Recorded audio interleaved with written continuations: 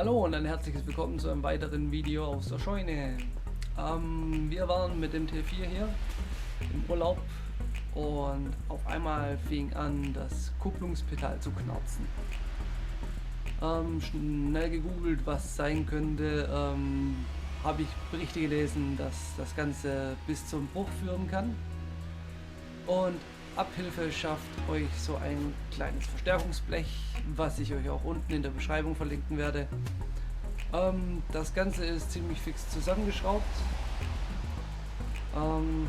Davor sollte ich noch sagen, ja, wenn ihr unterwegs seid, so wie wir, und das Ding fängt an zu knarzen und zum anfangen zu brechen, dann nimmt ein Holzstück oder ein Stein, bei uns war es ein Stein, wir waren auf dem Schotterparkplatz, und klemmt den hinter den Geberzylinder vom Kupplungspedal.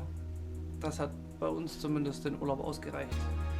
Der Einbau vom Verstärkungsblech war in 15 Minuten vielleicht erledigt, und wo die ganzen Schrauben sitzen, das zeige ich euch jetzt. So, wir sind jetzt hier am Geberzylinder vom Kupplungspedal. Das ist hier das neue Blech, das Verstärkungsblech. Und wie schon gesagt, wir hatten einen Stein hier hintergeklemmt zwischen der Spritzwand und natürlich dem Zylinder hier. Das Verstärkungsblech hier ist eigentlich nur mit hier 2 Schrauben und hier noch einer fixiert. Die wird aber durch den Motorraum gesteckt. Und wo die da sitzt, das zeige ich euch jetzt.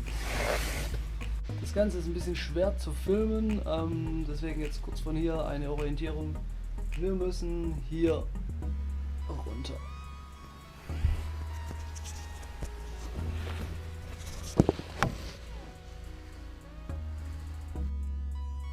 Dazu sollte ich noch sagen, dass es sich hierbei um den Motorcode ACV handelt. Hier liegt die Schraube von außen. Ich zeige das mal mit einem Stift.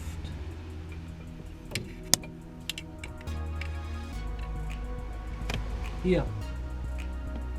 Also hier liegt die Schraube. Man kann den Schlauch wegmachen, dann kommt man sehr gut hin. Ja. Wenn euch das Video gefallen hat, dann lasst doch einfach mal ein Like da, oder wenn ihr weitere Videos sehen wollt, wie wird's gemacht, oder ja, alles was man halt selber machen kann, dann abonniert meinen Kanal. Tschüss!